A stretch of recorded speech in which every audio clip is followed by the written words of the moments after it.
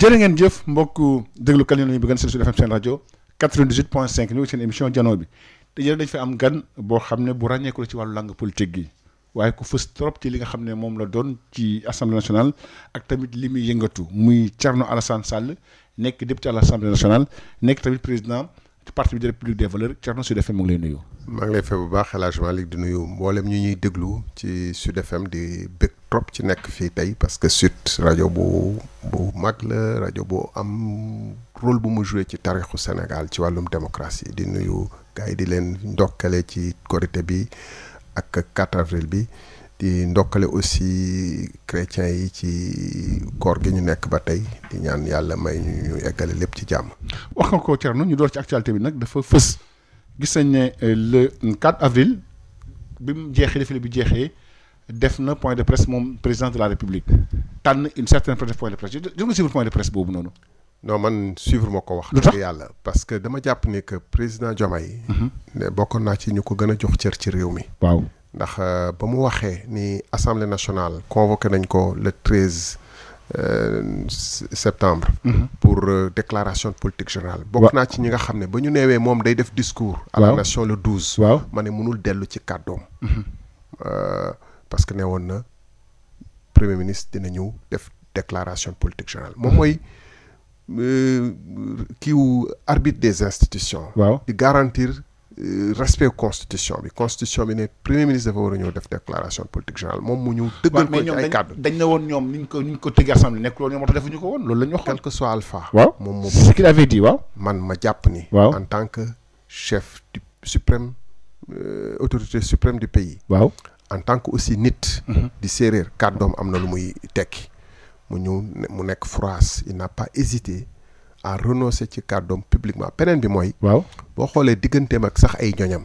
day am ay DG yoo xam ne moo leen nommé. waaw mu jël ay décisions benn rek la. mu jël ay décisions waaw muy jël ay décisions. war a signer décret. mu toog wax ak askan wi da nga ma wax ndax déglu ma. discours am dama lay wax discours am. ban solo la am. waaw mu def discours ñu laaj ko ci mbir moomu mu ne. dem leen ngeen laaj ko wax man la ma décidé day am ba tey jii nii décision boobu amul kooku bu la waxee donc lépp lu mu lay wax dépendretul ci moom kàddoom bala muy wér am ñeneen ñu ko dëggal muy premier ministre am ak ñeneen ñu mu àndal donc kooku vraiment dootuma perdre sama temps di ko déglu. parce que sax wax na sax démb ne moom dafa bëgg gën a yokk sax pouvoir PM bi muy Ousmane parce que amul pexe. bu bëggee non parce que loolu mooy dafa fës ba nga xam ne.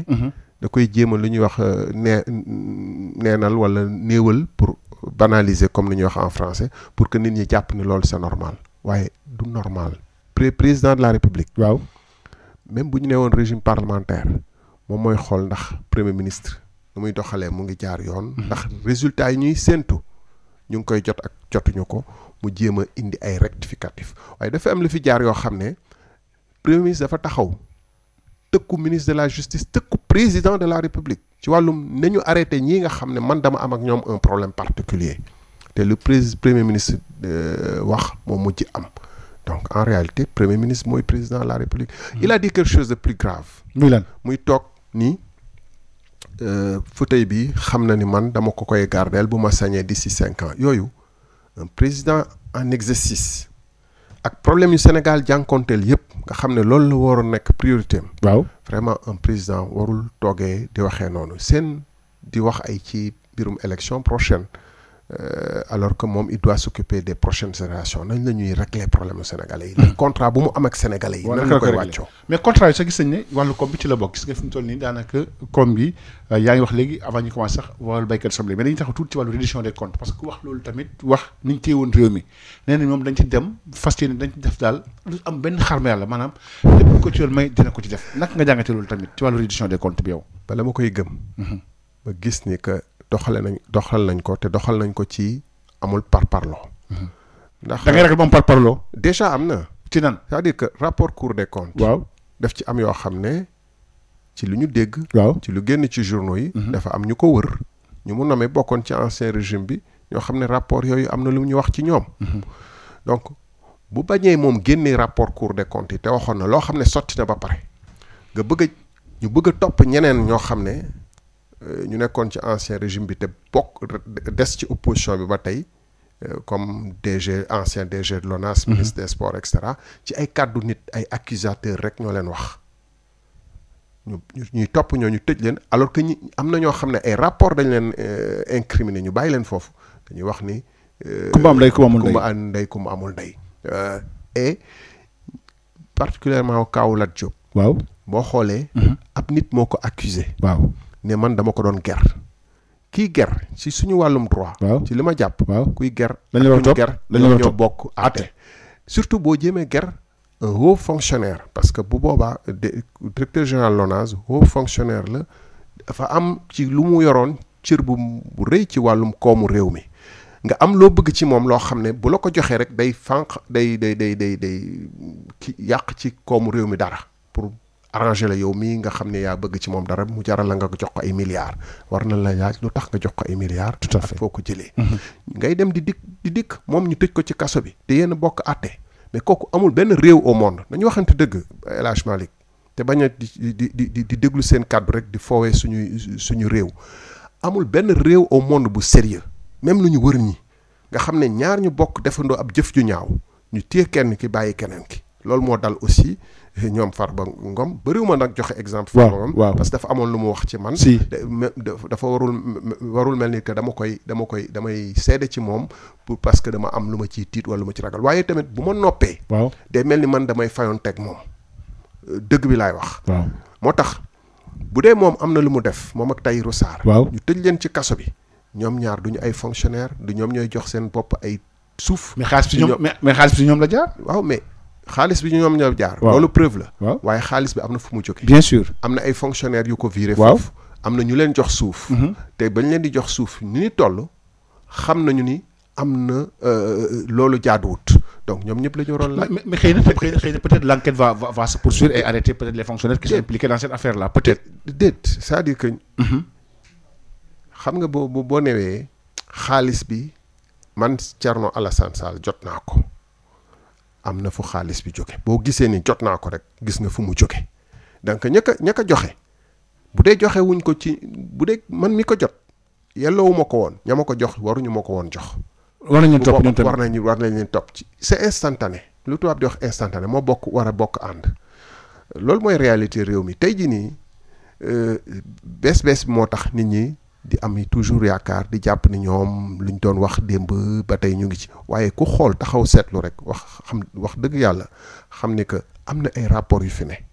yoo xam ne inspection générale d'État la bu ñu nekk présidence de la République moom Diomaye gisoon na ko te loolu yàgg na fi am de président bi fi ne woon dafa ne woon dama teg sama conc ci ay rapports. depuis temps Sénégal fondé ba tey. ci ONCAD ci yu bëri régie de chemin de fer am na ay rapports yu fi jaar gars yi teg ci seen conc parce que da leen arrangé politiquement tey tamit loolu moo am dañu waxante dëgg. parce que moom sax nekk sur le point de presse mais il a dit nee na par exemple moom ministre de la justice le temps de la justice n'est pas le temps des politiques mais ça doit être le temps du peuple sénégalais parce que je cite am na ñoo xam ne ils ont été épinglés par les rapports ba dégg dara amagul ci ñoom même si il fait pas de pression sur les juges. waaye xam nga foofu tamit. wax na dëgg mais mu ngi seet ci benn wet bi rek lay seet maanaam comme ku ñu takkal ay kii. ëyër muy seet benn côté bi mais ñoom ñoo fi tuddoon ay nit. du ma jaar ci tur. waaw mais ñoom ñoo fi tuddoon ay nit. mais ñooñu am ñooñu nommé nañ leen. waaw te ñoom ñoo leen tuddoon wax nañu ñu ngi yàq alalu réew mi te boobu bañ leen di tudd ñu ngi ci régime bu passé bi donc pourquoi tey ñu seppi ñu nekkoon ci régime passé bi képp ku leen fekk si rek mu set. wecc ñu des ci opposition bi nag continuer di ànd bokk fu ñu bokkoon ñu bëgg leen topp loolu moo jaaduwut nañ topp ñëpp man waxuma nag dañuy défendre kenn. défendre ma ci kenn du Lat du Farba du keneen ak keneen képp ku ci laale dërëm. war nga rendre compte. man loolu moo ma bàyyi la woon APR. waaw mbirum pétrole bi. contrat yi adalu réew mi. waaw nañ ko teg lu mu gën a nañ ko yorin bu gën a sell bu gën a. yel dëppoog intérêt wu sénégalais loolu du ma ko caaxaane moo taxoon ma démissionné donc mënoo fi nekk di mel ni kuy défendre qui que ce soit waaye nag bu ñuy àtte nañu yemale ñëpp parce que ci wàllu koom bi Thierno koom-koom réew mi ci wàllu koom bi gis nañ ne am na ñu bëri jàpp ni koom fi mu toll dafa taxaw réew mi demul dikkut am na ñu jàpp loolu non du am na lu ñu jàpp loolu sénégalais yi moom la ñuy dund wax dëgg yàlla boo demee foo dem tey. mais nee na redressement bi ñuy def moo tax il faut mu métti ci ñenn ñi par am na ñu wax dem secteur bâtiment bi secteur presse bi am na ñu évoqué yu bëree bëri mais nee na il faut mu métti bala muy neex. non sénégalais bi. comme ni mu ñuy waxee ci tubaab. Sénégal lambda waaw. sénégalais bi nga xam ne Modou Ndiaye bu nekk fële ci Thiès wala et cetera kooku moom dundam dafa metti ba tey mu wooteloon Pastef ak yaakaar mu ñàkkoon woote Pastef boo yoree tey 10 000 francs yor njaboot joo xam ne 15 personnes la ñu. mënoo ci dund par jour. mënoo ci dund 10 000 francs laa wax de. mënoo ci dund par jour. raw ñaata ñooy am 10 000 francs par jour ci réew mi dund gi kii jafe lool étudiants yi di ko yëg ku feebar yëg ko xëy amut donc. mais loolu lu ko waral ñàkk vision la mbala tële mbala la lu waral loolu. li nga wax ni lan moo ko waral. 1 an après. waaw tey jii fan la waroon toll di wax. fan waaw waruloon nekk ci ay réduction des comptes wala ay prêt dinañ leb ay emprunt non lan la ñu teg pour ñii génn ci seen problème yi ban programme ak ban plan ñoom dañu ñëwoon projet donc 1 an après war nañu wax yéen jéego la ñu def ci projet bi fan lañ ci toll ndax mbéy mi ban gis-gis lañ ci am ak lan lañ ci jotagum def pour que nit ñi gis ci seen bopp mais bala ngay. parce que nee na mbay mi ñoom fay nañ ci am na ay bor yoo xam ne fay nañ ko fi. bi ñu fekk ay bor yoo xam fay nañ ko pour traite bi bañ am problème. bu dee fay bor rek. ça aussi c'est un acquis waaw. bu dee fay bor rek mais sax ne continuité état continuité la. waaw ma ne bu dee fay bor rek mooy jaloore. waaw Sénégal moom du développé mukk parce que duñu mësuñu génn ci fay bor. régime bu fi jaar. fay naa bor bi moo doon layam. lu ñu bëggoon dégg lu bees mooy ñoom dama bëgg fàttali 2020 ba Covid amee. waaw dañu ne dem di jéggaane ji ceeb Inde ak Vietnam ak feneen wóorut parce que gis nañ bu Covid bi amee jafe-jafe yu ñu naroon jural. Ukraine ba mu amee guerre blé bi yokk gis nañ lu mu ñu jural non seulement njëg yi dafa yokk lool. mais pour am ko sax problème la. ñu ne dañu war a fexe mënal suñu bopp mooy souveraineté bu ñuy wax ñoom. waaw ci wàllum souveraineté boobu nag. Sénégal yàlla dimbali na ko am na suuf bu doy. am na ndox mu doy. am na naaj am na ay jeunes yu mun a liggéey ci tool yi naka la ñuy fexe ba ñooñu mun a am ba ñu mun a béy lu ñuy jëriñ. loolu du nekkatul problème mu fatalité lu tubaab di wax fatalité lu munta mu nekk. lu war a mën a nekk la. lu war a mun a nekk la. mais ñoom yan jéego lañ ci def parce que loolu la ñu waxoon souveraineté waaye. boo xoolee li jote jaar fii ci wàllum soble beeg légumes yi. fii ci Kayar ak. Kër Moussa ak li ko wër. jafe-jafe yi gars yi am. nga xam ne ñooñu pare guñu parce que damay wax souvent solution wu chambre froide naam solution la. waaw temporaire mais xam nga lan mooy suñu problème majeur. lan la mooy lu ñu war a évacuer. maanaam bu ñu béyee dara lu mu ñu war a évacuer logistique lu tubaab di wax chaîne logistique. waaw maanaam nga Touba soxla par exemple 10 000 tonnes par jour Dakar soxla 10 000 et cetera naka la ñuy fexe ba 10 000 tonnes yi ñu yegg si. régulièrement à temps et régulièrement évacuer ko à temps et régulièrement amuñu ay camions yu doy amuñu organisation ba war. mais loolu c'est l'état wala c'est les producteurs. état moom mooy gis nga bu ñu waxee ministère de commerce. waaw justement loolu la waroon xool. gàllankoor yu nekk. naka lañ ko économie bi yëpp naka lañ koy dindee pour que économie fluide gis nga pour jëlee ceeb Chine. waaw indi ko Sénégal. chaîne logistique bu rëy moo fa nekk. waaw ba ci banques yi ci armateurs yi transporter conteneurs yi di ko indi ci douaniers yeeg yooyu système boobu bu ñu ko établiroon xam ne que nangami tonnes ñoo nekk à Kayar wala à Lompoul wala feneen. et que Touba nangam tonne la soxla Podor nangam et cetera organiser chaîne logistique bi pour que évacuer ko à temps réel muy dem di dikk mu bañati nekkati informel. bu boobaa dina am lu bëri ci yàq-yàq yu wàññeeku. et loolu dafa laaj nag taxaw liggéey ci informatiser mbir mi wut ay camions yoo xam ne dañ leen di jox ay géolocalisation di leen jox comme nu yàngoo yi di def nii. di leen wax ni que demal directement bul sax jaar Dakar wala jaar Thiès demal directement ci quartier bu nekk sangam ci Pout wala ci kii nga déposer fa nangami tonne parce que marché boobu wala koñ boobu lii lañ fa soxla coopérative yi fa ne lii lañ soxla donc dafa laajaat xalaataat économie wu réew bi. ñoom newuñu ci réflexion stratégique maanaam. ci lan lañ nekk ñoom. ñoom ci tey ma tey rek ñu ngi wax ci waxum premier ministre bu fort dette bi maanaam soxla nañu léegi 150 milliards nag la ñuy fexe pour fin de mois bi nar a ñëw ñu ngi nekk ci tubaab di mais loolu jëmul kër lu tubaab di wax à court terme moo tax ma ne la sànq déggoo ñu wax fi programme à long terme naka la ñuy fexee taxaw nii yii mooy gàllankoor réew mi yii moo ñu teree dox parce que yàlla nag fàttewuñu comme ni ma waxee sànq may nañu suuf may nañu ndox et cetera am nañu comme pétrole gaa ngi feeg yooyu naa ñëwaat ci pétrole bi d'ailleurs mais naka la ñuy fexe ba loolu lépp ñu jëfandikoo pour que d'ici 3 ans d'ici 5 ans d'ici 10 ans moo doon lu ñu tuddee ñoom projet nii dafa am lu ñu war a liggéey pour que fileeg ay at tuuti ñu jafe-jafe yi wàññeeku soppitiku bu am solo ci Sénégal nu muy doxee loolu nag dafa am laaj gis-gis ma jox la benn misaal ci li ma doon xam nga ñun 1 an et quelque ngi nii ñu ngi tey di jaay pétrole di jaay gaz waaw est-ce que da nga yëg ni réew mi am na pétrole wala gaz ndax benn dërëm benn 15 sax 1 franc dafa wàññeeku ci njëgu pétrole ci njëgu pompe yi nii gisaguma ko est-ce que gaz bi dafa gën a yomb te prix ba mu nekkoon la nekk ba léegi 1 an ngi nii ñu ne léegi on est un pays producteur nga gis gars yi di dem ci plateforme yi di ko ndamoo mais ana njëriñ bu ndax dafa tax impact sur les populations waaw ndax dafa tax ñu bañ a lebu ji xaalis di leb chaque mois ay 100 milliards 30 milliards 20 milliards te loolee ni ñu gis ni 30 milliards yi ñuy leb chaque mois 150 xam nañu loolu jëmul kër parce que koomu réew mi dafa toll foo xam ne pour nga fay salaire fay bor bi nga xam ne moom la fi nguur bi fi jóge bàyyi faw ngay leb weer wu ne loolu mun te ñi la daan lebal mooy FMI mooy banque yu mag yi institution producteur wut si ñooñu nee nañu yow fi nga toll nii sa situation def ñu jaaxal ba nga xam ne génne nañ ci suñu loxo yooyu la ñu waroon wax moom président naka la koy régler. mais wax na tamit ci loolu mu bëgg sax une mobilisation de l'épargne interne. épargne interne Sénégal. nan la toll ba nga ko mobiliser benn yoon ñaar yoon xam nga ñoom li ñu soxla ci lebi ji ci banque yeeg kii. waaw ci ren bi ñeenti junni ak juróomi téeméeri milliards la. 4500 milliards moom la moo nekk ci budget wu 2025 bi dama koy fàttali. 4500 milliards lu ñu war a fay ci bor c'est 3881 quelques milliards ñetti junni ak juróom-ñetti téeméer ak lu teg ci ay milliards weer wu ne maanaam war nañu génnee ñeenti téeméeri milliards lu teg 421 milliards pour fay ko bor.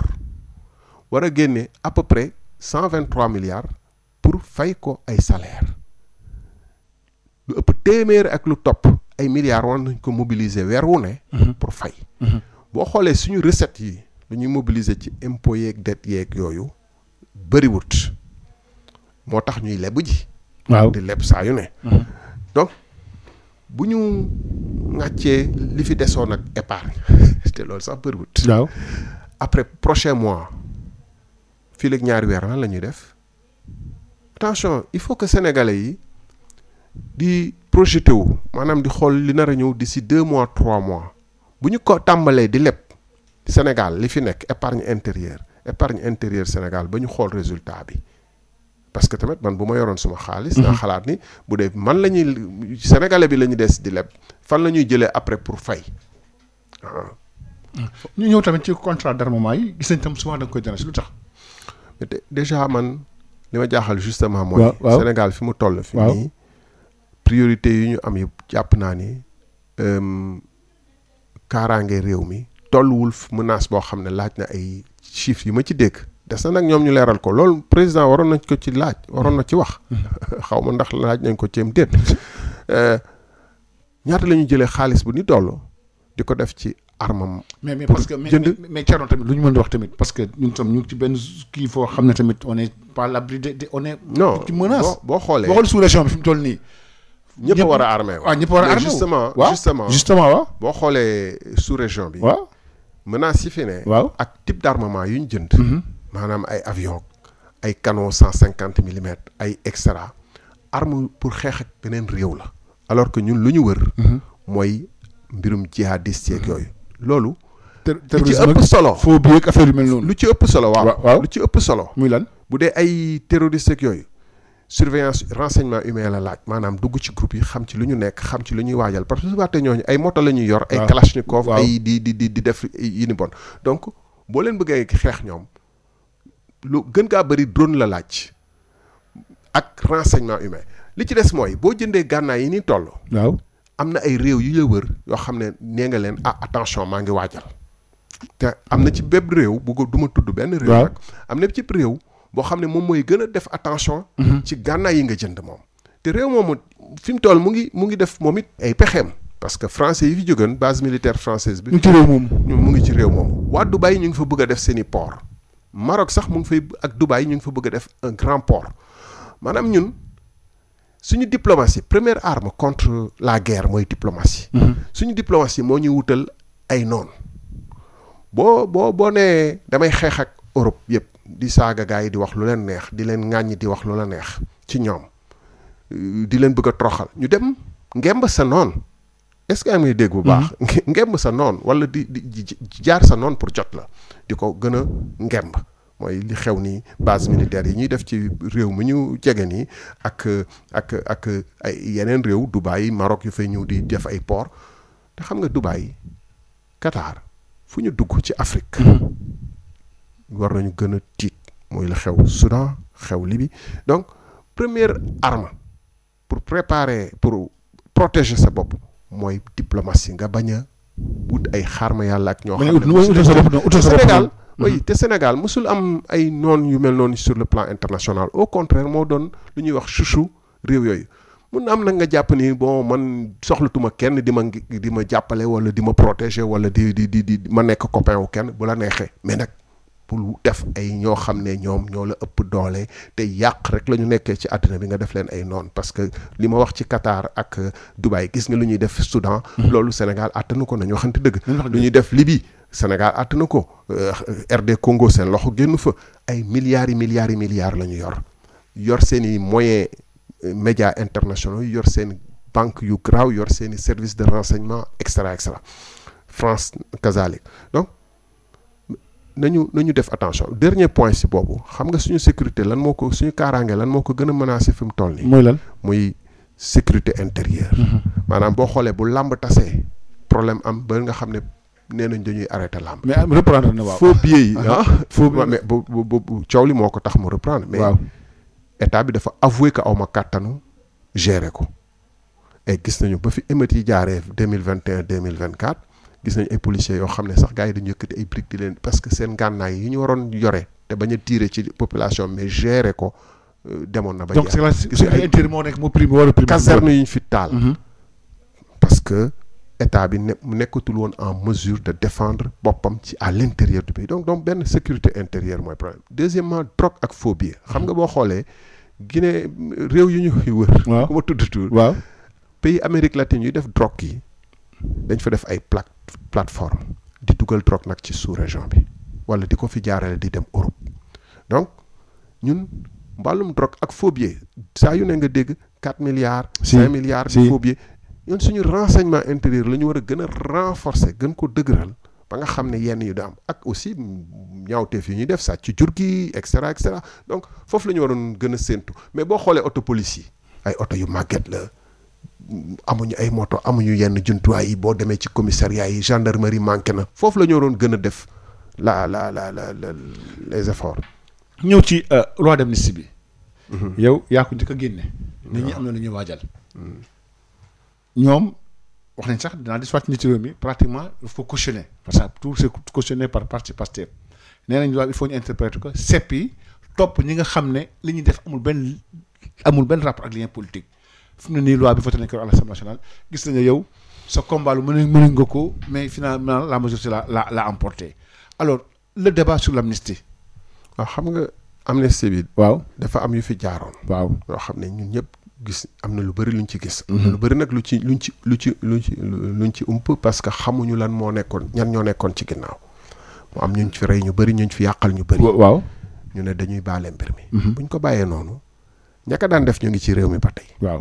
ensuite dina dem dañuy jàpp ni que ba problème bi amaatee yu mel noonu rek dañuy jàpp ni lu koy faj mooy xeex parce que reyante après amnistie moo ciy topp parce que yàgg nañu événement politique yi di fi jaar. waaw ñuy def ay amnistie donc il fallait ñu defaat enquête yu leer xam.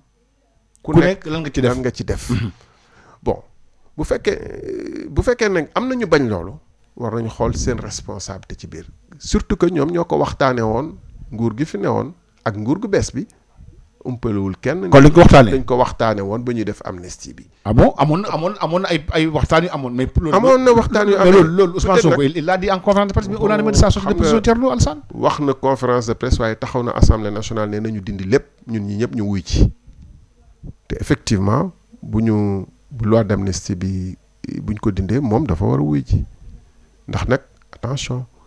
événement yi fu mu déparé ci kàddoom la ak ci appelam ba mu lancé mortel combat. parce que on l'a acculé amul. d'accord il a exercé son devoir et son droit citoyen l'a exercé. d'accord il a son droit xam nga réclamé naa droit xeex am na fii man da nga ñëw su bu leen nit fekkoon ci biir Sud FM sax. di bëgg def njombe ñu ngeen dem ba gaañ ko wala rey ko. naam dinañ ko yóbbu ci yoon. yoon mooy wax nag. waaw légitime défense. si waaw parce que yoon koy ñu bàyyee. yoon koy àtte man waxuma ni loolu lu ñuy wax nekkut. waaw mais yoon moo ko mën a àtte. mais ñoom dañu àtte ba pare. nii loolee kenn du ko àtte. mais attends waaw allez-y foofu il faut mu leer. allez-y leeral ko. il faut mu leer. leeral ko c'est-à-dire que ñoom dañu nii. waaw mbir moomu bokku ci. kenn du ko àtte. alors que dama wax bu ma nit fekkoon sama kër man attaqué ma fa ma jam ko bal. duñ ma bàyyee noonu kese dinañ ko yóbbu ba ci yoon xam ne effectivement ndax légitime défense la wala leneen la kenn du atteel sa bopp. du ñu ne tamit nit ki bu xasee ñëw sa kër 4 heures du matin nga rey ko rek kenn du ko atte wax jooju dañu bëgg a dëkkal ci bopp nit ñi nii waruñu ko attee légitime défense man weddi wu ma légitime défense wala yooyu loolu droit moo koy wax justice moo koy wax waaye nag nañu nangu ni que fa muy tàmbalee mooy problème boobu. donc lépp la ci teg mënuñu àtte ñi nga xam ne bu loolu amul woon xeex yu di am rayante yu di am. ñu àtte leen ba pare ne fi mu soqee ko. ki ko sooxe. dañ koy bàyyi mu dem. loolu xel yenu ko donc bu ñu nee ñoom dañuy def amnistie partielle. dem jëli ñi nga xam ne généraux wala militaire woo xam ne naam jaadu na ku ci lambe rek. ku ci am responsabilité ñu woo la. waaye ñu ne ñii dañ leen di woo. parce que ñoom ñoo yoroon bal yi di tirer ak ñooñu wala nervier ak ñoo ñëpp dañ leen war a woo mais fi mu déparé ñooñu dañ leen di bàyyi loolu xel mun na ko yenu xel mun na ko nangu et ensuite xam nga lu gën a garaaw mooy doole réew mi du ci Diomaye du ci Ousmane Sonko. ci askan wi la ci askan wi la jaaree ci militaires yi. bien sûr mu noonee da ngay menacer ñooñu ba pare yow nga aar sa bopp. mais ñoom nañu menacé wu ñoon de ñoom loolu dañ ne. xam nga dañ ne ñoom liñ bëgg moom mooy lépp comme par exemple ku jox ordre ñu tirer nit kay c'est-à-dire yëf yi tam Thierno yëpp fi la ñu fekkoon c'est-à-dire am na ñoo xam ne taal lañ ci seen kër xëy di liggéey ñu jam la ba la xam nga problème journaliste réew mi tey jii lan la ñoom dañuy wax rek ñoom nee nañu pourtant nee nañu boobu waaw bu ñu taxawee tuuti rek war nañ leen laaj lu leer waaw ñoom nee nañu ku joxe ordre waaw d'accord naa képp ku joxe ordre man awma ci problème nañ ko woo mais ku joxe ordre ne nañ defi mortel combat loolu laa wax d'accord yéen journalistes yi ak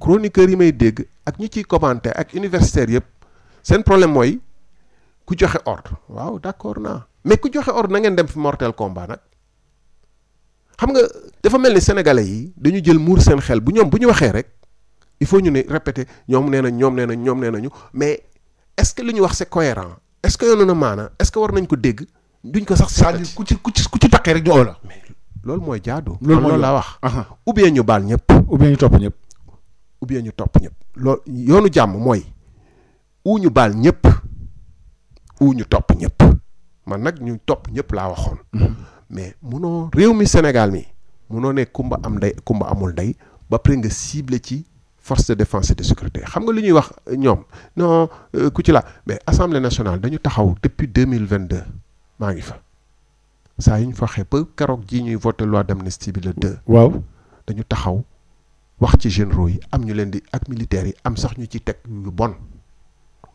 dégg nga généraux yi ak force de défense de sécurité colonels yi ñu ngi commencé génn commissaires yi ñoom xam nañu ñoom la ñu gënuñu leen mus ñu dégg ñuy wax gënuñu ñu leen nekk ci dëkk bi gënu leen xam yeewu gënuñu leen jàng ay nit lañu xam nañu ñoom ils se sont sentis concernés bu ñu sentiree concerné nag lan mooy dëkk attention réew yu ñuy wër yëpp boo gisee muy instable armée bi la.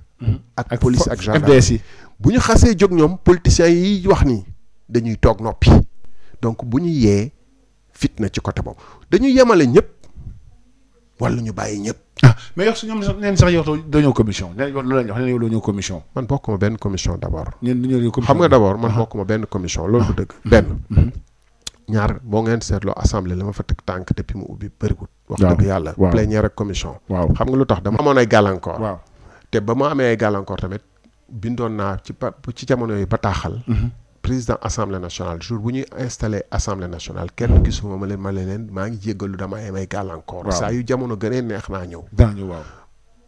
ba ma njëkkee teg tànk assemblée nationale commission laa ñëw. commission ministre de finance ma ñëw déglu ko mu wax ci mbirum loi de finances rectificative le lendemain muy plénière ma ñëw plénière. la ñu war a wax kay mooy assemblée nationale bëriwul lu muy toog benn. bëriwul lu muy toog de muy commission muy yeneen ñetti commission moo fi am à part commission wu ba ñuy voté ñaari yoon ministre des finances ñëw fa benn accord la woon ak Maroc jeex na yi ci des yëpp ay plénière la benn. ñaar xam nga commission boo xam ne 90% yi ñoom waa Pastef la ñu le ministre bi wax ak le gouvernement bi di wax loolu la ñuy ànd. loolu kon rupture amul. loolu du commission. kon rupture amul kon. commission mooy.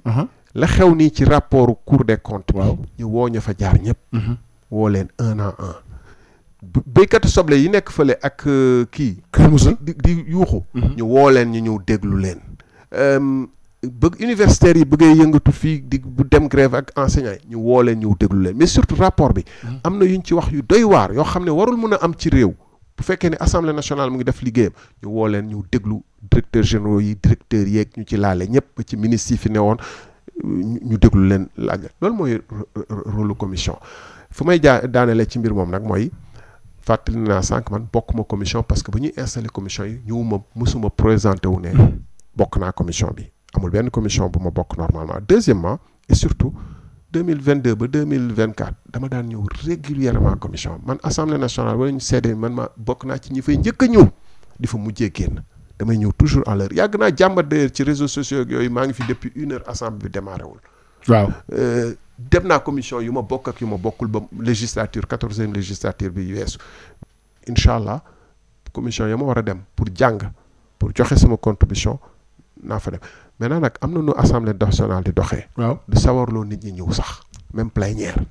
kon fi mu ne yow jàpp rupture am. xam nga oui parce que gis nga keroog. ba ñuy wax ñoom dañu indi seen i nit.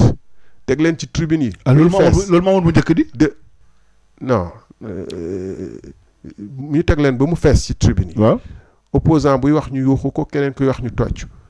gis nga dañu waxante dëgg 14e législature président assemblée nationale boobu mu wax ko malgré moi. dégg ngeen ba may wax ak moom publiquement keroog. waaw moo gënoon a correct président assemblée nationale bi. ah bon oui parce que saa yu ñu musaan jóg surtout opposition waa Yewwi Askan Wi nag ñoo ci rawoon bu ñu mënuñu ubbi séance fekk laajuñu appel au règlement wala ne dañuy def ci remarque ci rapport bala discussion yi di tàmbale comme ça ñu jël seen kàddu wax yoon yu bëri président bi bu amul pexe da leen di bàyyi ñu def parce que loolu la règlement intérieur wax.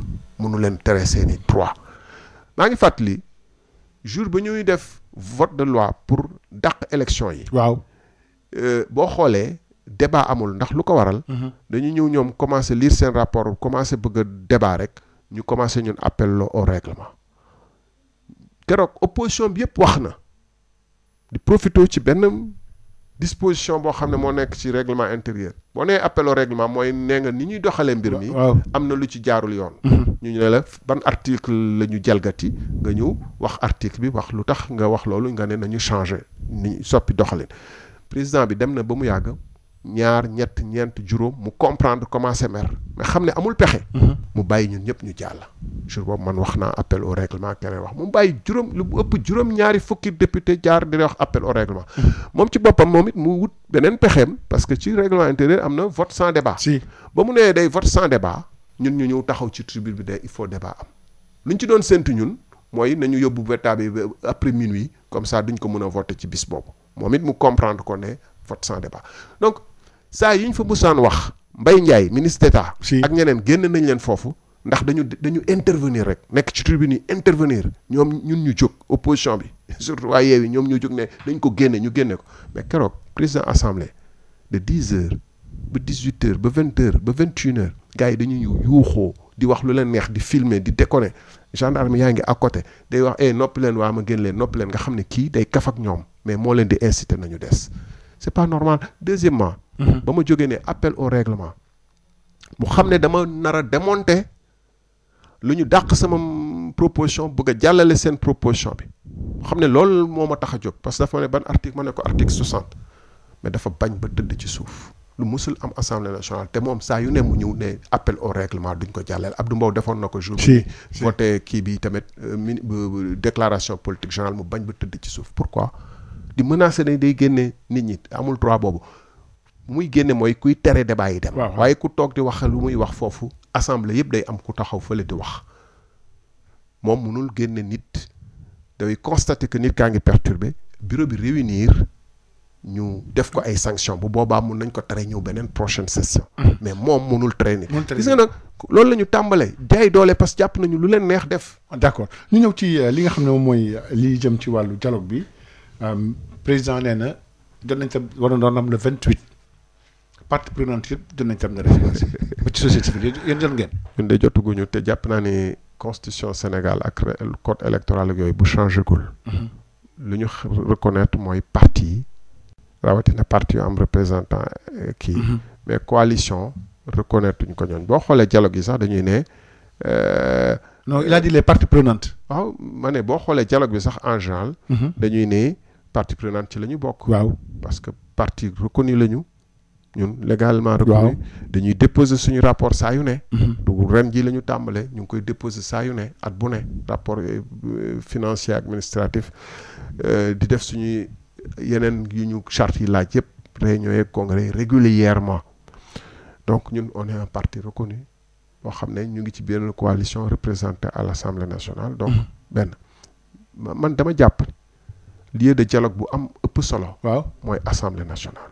Deuxièmement waaw ba leen société civile laajee nañu dialogue ci loi d'amnistie bi lan la ñu wax dañ leen ne ils l'ont voté sans débat taxaw wax société civile lu leen neex donc dialogue boo xam ne mais Thierno waxtaan tam il faut mu am pour yenn yi statut de l'opposition pour yenn yi wax parti politique yi bëri il faut ñu waxtaane yenn yi d'accord naa de mais gis nga suñu code électoral waaw buñ ko doxaloon ba mu mot rek leen lu yu bëri dialogue bu bëri du ci aaju deuxièmement yaa ngi fàttaliku dialogue boobu président Macky Sall moo ko fi institué woon depuis presque 2019 ou 28 mai la journée du dialogue national donc ñoom du lu bees est-ce que ñoom sax dañ ko daan boycotté waaw parce que xam nga nag mu ñoom seen fi toll Macky Sall dañ question de wóolu wante wuloon wóolu ñoon Macky Sall dañ ko daan boycotté ñu musuñ caa dem sax ñoom xam nga loolu tey journée boobu la ñu indi ñoom waaw journée boobu la ñu indi waat dañ ko daan boycotté waaw bu ñu bëggee nag donc dialogue am dañu waroon soppi seen doxalin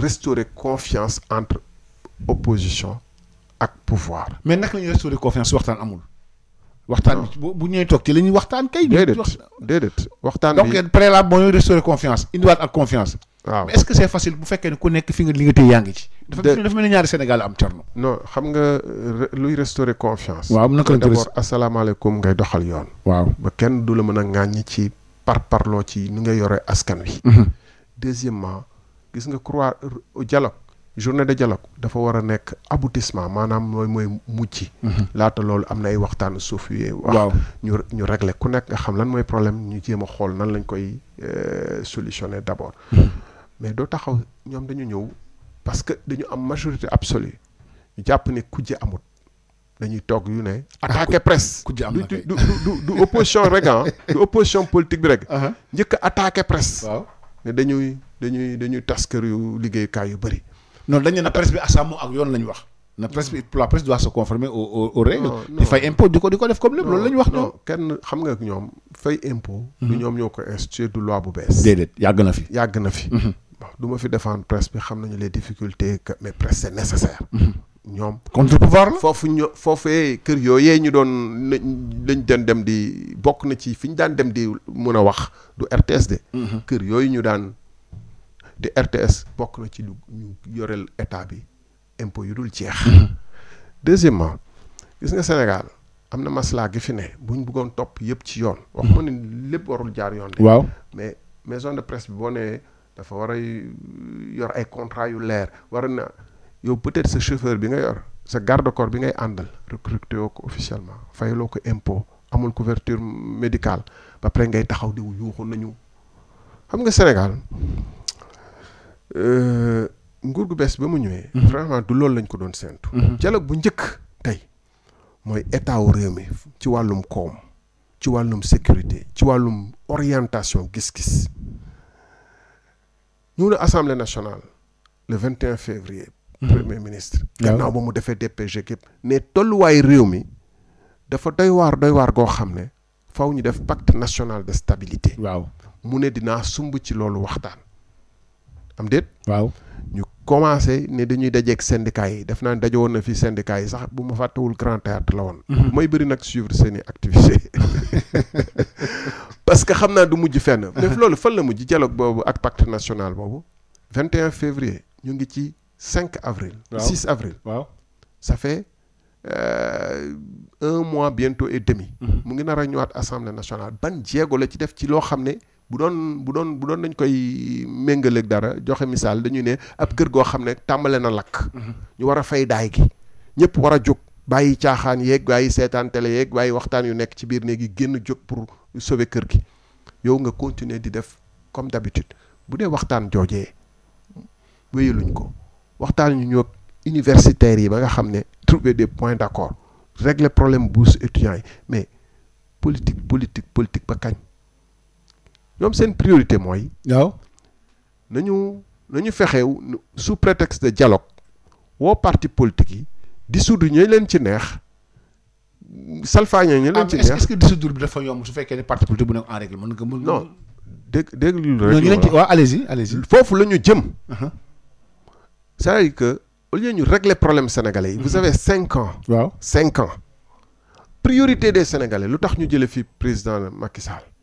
bokk na ci tolluwaay réew mi dundu géeg yooyu jafe-jafe yi sénégalais ba nekk mbadaxum fële ak ka nekk fële ci kanel mën cee gis boppam problème am mooy waaw naka la doomam yi di jàngee naka lay lekkee naka lay fajoo naka lay kii xale yuy dugg ci mbëkk mi nag priorité bi mooy naka la ñuy fexee ba mbëkk mi arrêté loolu sax man bëgg naa ci la Thierno sénégalais yi nekk Tunisie waaw di fa nekk ci nekk ñu doy waar Maroc ak Mauritanie gii di dem di taxawaalu ci àdduna bi yëpp parce que ñàkk pexe naka la ñuy fexe ba loolu dàkk loolu foofu lañ leen di sénti muy programme bu rëy bu ñu taxaw ni ñëpp wax ci loolu xool nañ lañ koy régler mais pas yi fi daan politicienne bi fi daan nekk tey ñu bu ñu ñëwee ci dialogue après dañuy dissoudre ku conseil constitutionnel def ko cour constitutionnel mais landerneau politique Dakar waa bi ñi ci discuter di ci débattre di ko jëmale ay weer alors que sénégalais bu nekk bi ci en l'intérieur du pays naka lay fajoo naka lay lekkee naka lay naanee loolu mooy problème loo tax man débat yooyu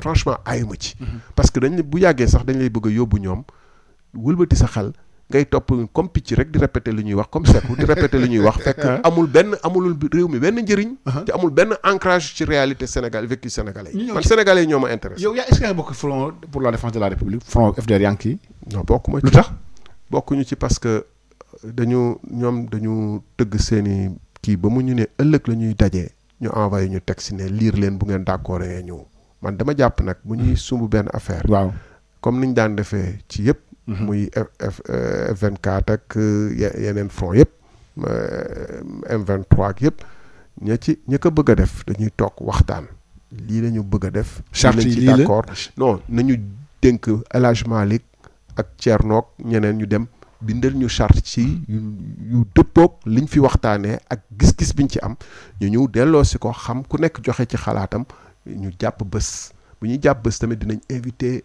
en général fekk yëgal nañ ñu war a yëgal yëpp dem def mais du ngeen togg seen biir ba mu jeex et deuxièmement du loolu sax lépp lu intéressé Sénégal man buñ ma ci woowee damay ñëw normalement mais dama jàpp ni fi mu toll ni parti bu ne na jéem a dem yaatal partem parce que bu ñu bëggee dajaloo ci kaw di def ay coalition d'état-major te kenn amu ci ancrage réel ci opinion bi et ci réew mi du doon avancer loo démocratie luy avancer loo démocratie mooy parti bu ne jéem a dem nag defaraat taxawaayam après résultat élection yooyu ku nekk gis nga sa doole fa nga ko foogoon ak fa nga yaakaar woon xëy na demeewul noonu nga defaraat sa taxawaay pour nga gën a mën a avancer. mais gis nañ tamit république des valeurs pratiquement ndam nga ñaari élection nekk député c'est-à-dire parti bi est-ce que yaa ngi xalaat naka nga koy xalaatee massification bi comment ça se passe la massification du parti république des valeurs. waaw jàpp naa ni effort yi ñu def. waaw maanaam coono yi ñu daj. ci at yi wees ak résultats yi méngoo. parce que ñu bëri jàppoon nañ ne ce serait difficile. parce que xam nga lu ko waral. mooy booba surtout réew mi jaaxle nañu jaaxle goo xam ne. waaw diggante ñu far ak Macky Sall rek ak ñu nekk ak Pastef. nañu xënt dëgg. waaw diggante gi amul woon presque place. léegi nag. mais est-ce que c'était pas risque boobu laa bëgg c'était pas risqué diggante amul place yow nga risqué. waaw mais créer parti bi foofu noonu am ci 2 fois député waaw. waaw boo amee gëm-gëm. nga gis ni que ñii mënuñu ànd.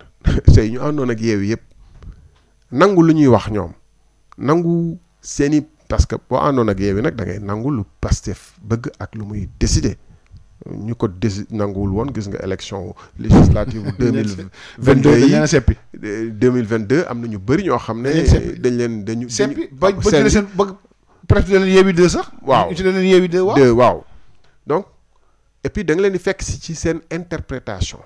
ci événement yu nu mu demee.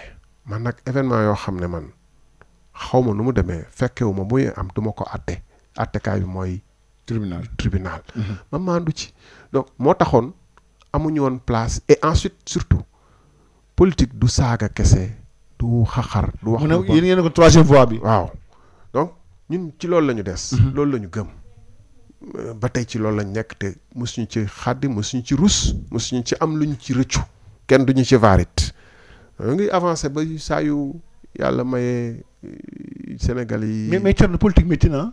ah mais absolument face ak situation c'est difficile de faire de la politique. absolument xam nga lu tax mu metti damay joxe toujours benn misaal rek da ngay am dëgg. waaw gars yi salfaañe ko ñu bëri toog dootuñu sax def attention te dëgg boobu du sa dëggu Sénégal la. waaw damay jox benn exemple ba ñu tegee ñun loi d'abrogation Assemblée nationale dañu leen bind këyit. boole ci beneen note bu ñuy wax ni que lii ñuy proposer ni amul lenn lu muy yokk ci xaalis laajul budget bu bees yokkul dépense wàññiwul dépense expliquer ko naa la expliquer léegi bu ci xajee. ñoom tontu wuñ ñu de xam nga dañuy wax administration c'est écrit. waaw député bu bindee président assemblée nationale tontu lañ ko war a def wax ko li nga wax nii lii ak lii ak lii sukkandiku ci ay article ak ay raisonnement ne la munul nekk wala mun na nekk. mais ñoom ci mbedd mi la ñu seen benn député moo bind ci compte Facebook am ne dàq nañu suma proposition. ñoom ñu ñëw dugal proposition boo xam ne boo ko seetee day ubbiwaat yenn procès yi ñoom dama jàpp ci jàpp rek laa xam. waaw dama jàpp ne ba ñu dàqee sama bos dañu ne comme dañu bëgg procès yu ubbeekuwaat day laaj xaalis. waaw même bu dee loolu nekkoon na ñoom bu ñu ubbiwaatee yenn procès yi pas yëpp il faut donc bu ñu toppee seen raisonnement il faut donc xaalis génnaat parce que ay procès yu bees la. ci bu ñu ko méngalee ci li ñu wax ci sama bos man nag dama jàpp benn ci du laaj xaalis parce que bu ñu ubbiwaatee procès yi. waaw du ñu recruter ay magistrats. waaw du ñu recruter ay gardes pénitentiaires du ñu recruter ay greffiers du ñu tabax ay tribunaux yu bees du ñu tabax ay kii juge yu fi ne ak gardes pénitentiaires yi fi ne ak gendarmes yi ci ne ñooy organiser procès bi ba fa muy jeexee ci biir tribunaux yi fi ne. ñu fay courant yeeg kii ci budget bi ñu voté ko maanaam budget bi neewuñu ci dossier bi ak dossier bi ak dossier bi lañ ko jagleel dañu ne bépp dossier bi fi ñëw fii léegi at bii di jeex pour fay juge yi pour fay tribunaux yi pour fay extra donc loolu dafa wane ni ñoom ba ñuy dàq sama bos teggewul fenn pourtant nit ñi du sama cas de justice su Sénégal la. kaaw problème mu Sénégal la ma nekk député porté ko waroon nañ ci mën a débat mais gars yi dañu def ni du garaawul loolu nag moo ñuy rattrapé parce que ku fi ñëw nguur gu fi ñëw day jàpp ni sénégalais yi am na lu bëri loo xam ne boo ko waxee ñi ci war a gëstu war ko càmbar xool ndax antu na wala antuwul lu ñu wax nekk na wala nekkut duñ ko sax dañ koy neenal parce que opposition la nañu déglu lu premier ministre wax nañu ba ñu commencé la compte nag. waaw mais est-ce que c'est facile d'incarner une 3e voie wax nga ko léegi ñaar fi am bu fi am ba léegi sax muy Assane bàyyi ma chiffre tuuti 30 secondes rek c'est facile d'incarner une troisième voie au Sénégal. mais yombul mais lu yomb nag moom. baaxut. waaw baaxul salaahu salaam ba mu tàmbalee. def na ay fukki at ci Màkka. waaw. def na juróom benn at yoo xam ne ci biir néeg lañ doon daje. ba Seydina Omar ñooy la leen nee na bu dee lu ñu nekk dëgg la nañ dem ci penc bi. génne fësal ko. waaw peut-être dëgg la. mais pourtant tey jii Màkka sañoo fa wax leneen. déedéet. waaye boobu sañoo ko fa woon génne. wallaahi dëgg dafa metti. dafa métti waaw. waaw kon fi lañ koy yemale Thierno Alassane Sall ñu bàyyi la nga tàggatoo mbokku déglukat yi. waaw ñoo ngi masawu sénégalais yi surtout sama mbokk yu nekk Kayar ak Lompul ak ñu nekk ci tool yi naaj gi jël seen xaalis wóolu yàlla wóolu réew mi def ci alal ñu ngi leen di masawu jeunes étudiants yi di leen ne bu ñu xàddi bés dina ñëw mais nag dañuy gën a déglu bàyyi xel. d'accord émission bi nañ ko tegaat suba lundi bi après le journal de 22h jaa ngeen jëf.